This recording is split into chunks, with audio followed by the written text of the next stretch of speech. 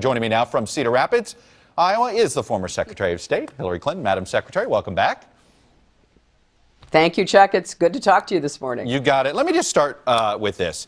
Your opponent is 74 years old, calls himself a socialist, started this campaign with next to zero name recognition. You have 38 of 44 U.S. senators endorsing you, 12 of 18 Democratic governors. He has zero.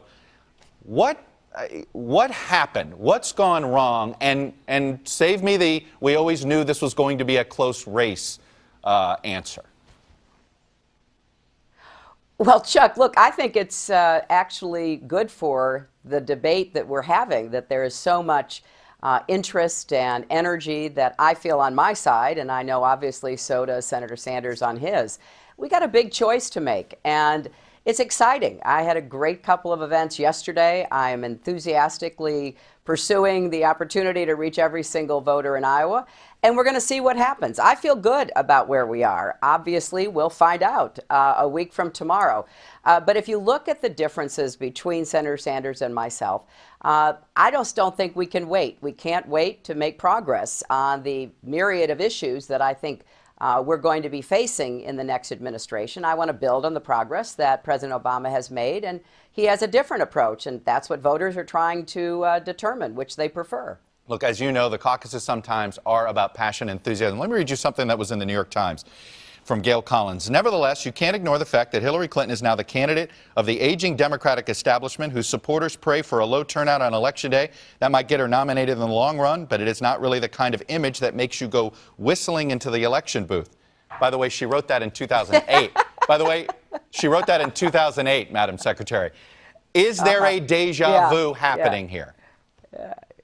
No, there isn't. I just have to tell you, I can only react to what I'm doing, feeling, getting responses from people. And, you know, I feel great that we have the level of enthusiasm that we do. And we also have a really good team on the ground that has been working for months to make sure that it's not just here today, gone tomorrow, but people are involved. They are really reached out to. And yes, we believe they're going to come caucus. So, you know, this speculation and all the rest of it is entertaining, I admit that, but we're just going to keep moving forward and do the work that we think is going to be successful on February 1st. Are you worried that experience, your long resume, is not an asset in this wild year?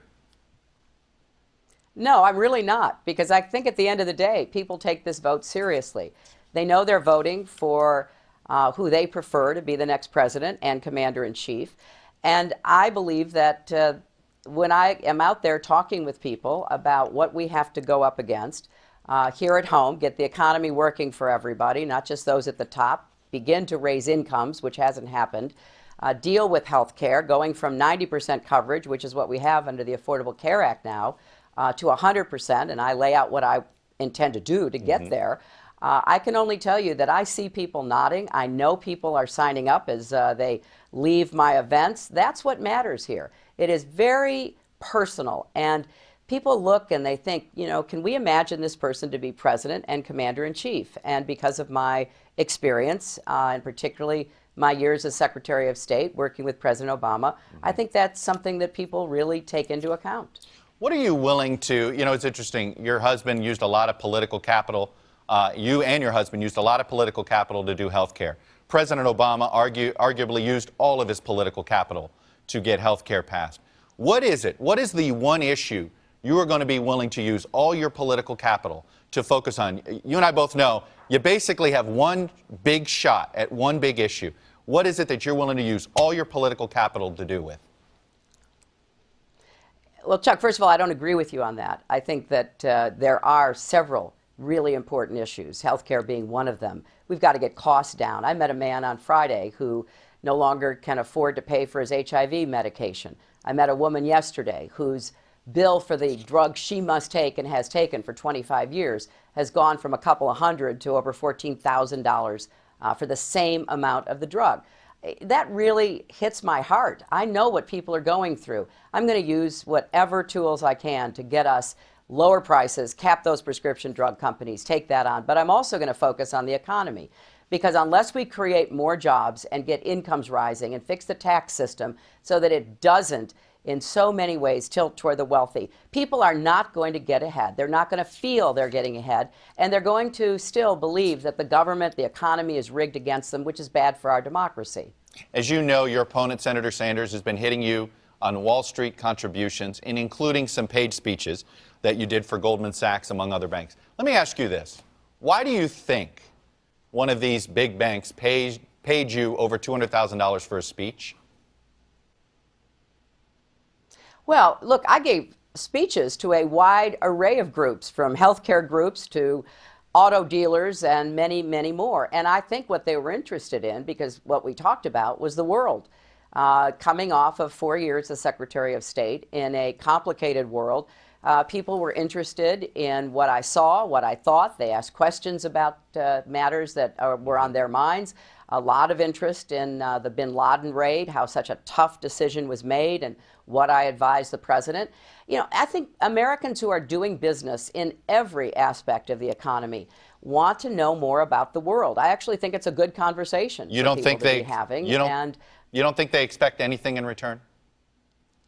Absolutely not. You know, first of all, I was a senator from New York. I took them on when I was senator. I took on the carried interest loophole. I took on what was happening in the mortgage markets. I was talking about that in 2006.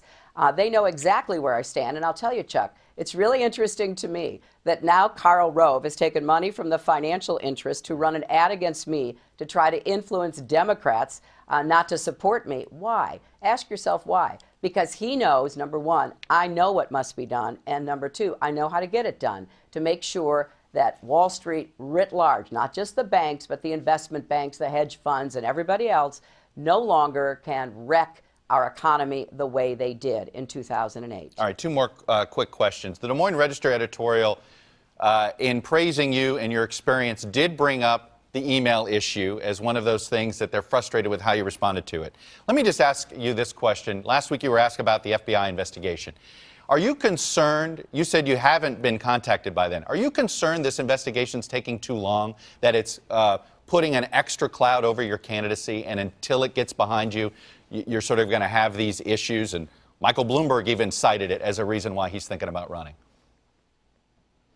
No, I'm not concerned because I know what the facts are. I never sent or received any material marked classified. I cannot control what the Republicans leak and what they are contending.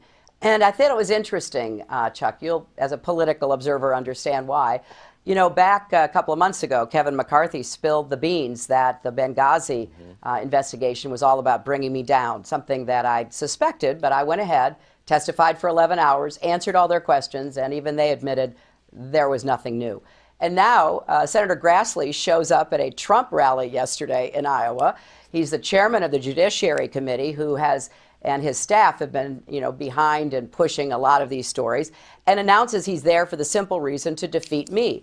I can't control what the Republicans are doing, but I know what the facts are, and I will just keep putting them out there. This is something that I think is very clear about what happened, and I know it will be over and resolved at some point, but I can't control what the Republicans and their allies do, but I think it's important for voters to know what they're doing. And Michael Bloomberg, your reaction to his potential candidacy? He's a good friend of mine, and I'm going to do the best I can to make sure that I get the nomination, and we'll go from there. So you're not worried about him getting in? Well, the way I read what he said is if I didn't get the nomination, he might consider it. Well, I'm going to relieve him of that and get the nomination, so he doesn't have to. Madam Secretary, stay safe on the trail. We'll catch up with you soon. Thank you. Good to talk. Hey, NBC News fans, thanks for checking out our YouTube channel. Subscribe by clicking on that button down here, and then click on any of the videos over here to watch the latest interviews, show highlights, and digital exclusives. Thanks for watching.